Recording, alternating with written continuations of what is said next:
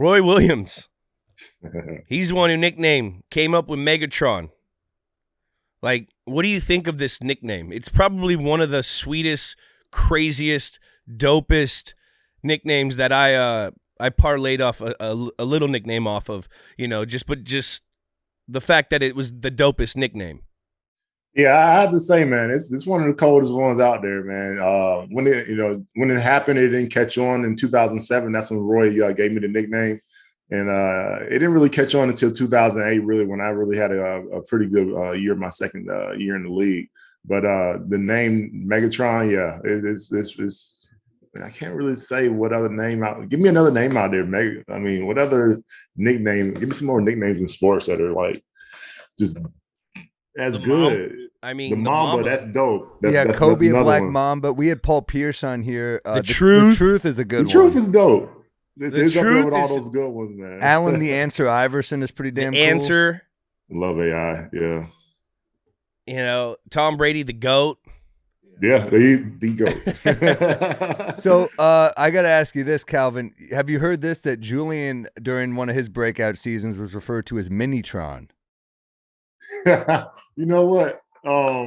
Prior to Julian just saying that before, I've heard that before. You were an animal out there, and I appreciated the work ethic more than anything. But then you out there making plays for the GOAT, man. That was dope, man. So I commend you, bro, because that was I watched you. I saw you out there. You can't help but see you. You're up there playing with the GOAT. But man, you did your fucking thing up there. Excuse my language. No, it's you can swear. You're a Detroit guy. If you don't say fuck at least one time, you lose money. So, how good is the pizza in Detroit? Man, there's so many options. One of my business partners, I feel like he eats pizza like 5 days a week just because he has so many options. But yeah, we have great pizzas up here. You don't even touch all the national chains because we have so many local spots that just do a great job. It's unbelievable. Great restaurants. See, it's coming from Calvin himself. Michigan, I'm telling you, man, Michigan has everything, dude. You can do in the summertime, you got beaches. In the wintertime, you can snowboard, and there's everything else in between, boating, everything. Beautiful vacation area. Are you still in Detroit right now? I love Michigan. I'm not in Detroit. I'm just outside of Detroit. But Detroit, Michigan is home for me. Now, I thought one of the dopest things about Calvin Johnson was when he was in college, he rocked 22. As a receiver to rock 22, like, that's so fucking dope. You think of like Emmitt Smith. You don't think of a wide receiver, right? It's 21. It's 21. I play. 21. Yeah. That's number, man. The fact that he wore that, it was because it was a triple option, right? You guys ran the triple option, and then they would just throw it deep to you.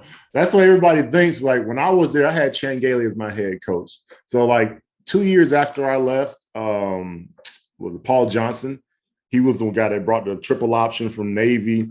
And Demaryius Thomas, I guess he was the one that was highlighted in that offense because – every time it was third down, everybody knew who the ball was going to, but you couldn't stop it. They threw it up to DT, and you just couldn't do nothing about it. But I was fortunate to have Chan Gailey. He had a pro-style offense. Yeah. He coached Aikman and those guys out in Dallas back in the day. Dude, that's low-key a receiver Georgia Tech. That's insane. Demaryius Thomas, Calvin Johnson. You guys had a couple others, no? Yeah, we had a couple others. Jason, what was Jason's last name? He went to New York. He went to the Jets.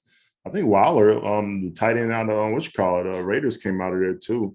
But I can't claim wide receiver anymore after they kind of blew up the program with the triple option. I know. What was it like playing with a gunslinger like Stafford? You guys had really good chemistry. It was dope, man. To have somebody that can put the ball anywhere on the field at any time, Stafford was that guy. As we saw this year, the great thing about what he did, man, was the fact that we all knew, as teammates, people in Detroit, we knew he could do that. But it's just really just putting all the pieces around, and then that's what LA did. They fully invested in their team. They had a great defense, and they were missing that one piece at quarterback, and they went and got it, and we see where it took them. Yeah, I mean, I agree completely with you. I remember Stafford would go out to Long Beach, and he would throw with Tom House and Adam over at that little camp, and I threw with him one time. And I've gone out there and thrown with a bunch of quarterbacks, and sometimes their timing's off, or they miss you on a deep ball. They can't track you. They don't know your speed. They get all weird in and out of cuts. Like me and Matthew Stafford went like 44 for 44. Never met him. Never did anything. Does it feel like you're cheating on Tom when you do this? It actually does. It does.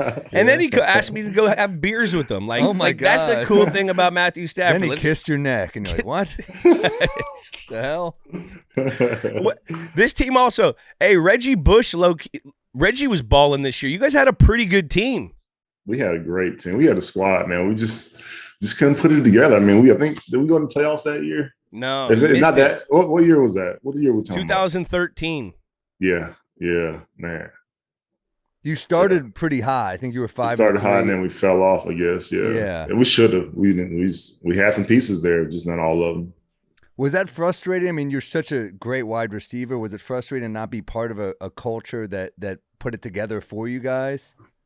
The funny thing is that, when you're there, in the time that I was there in Detroit, you don't know what you do. Well, you know what you have, but you don't know what you don't have. And, until you go to another team or until some other guys come from other teams and they're like, why is this way and why is this that way? I'm just like, well, shit, this is all I know. What's an example of that? And I'll have to say, like, when I retired, I was able to go to visit some of my other coaches that were other teams and, just try to impart some wisdom on the receiver groups.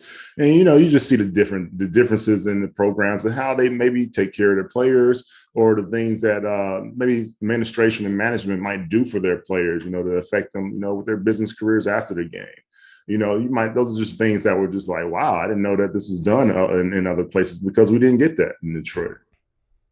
Yeah. Well, I got the complete different opposite perspective of that, and I'm sorry to have to bring that up. Hey, it's all good. I'm happy for you. It's all good. No, but it's it's true, but it's also like you don't know. Like I don't know how it is at other places when you play all your career at one place, mm-hmm. and Yes, it's you get kind of like institutionalized almost. It's kind of hard to say, but you're like, hey, well, this is how it goes, I guess. I get it. Where you coming from?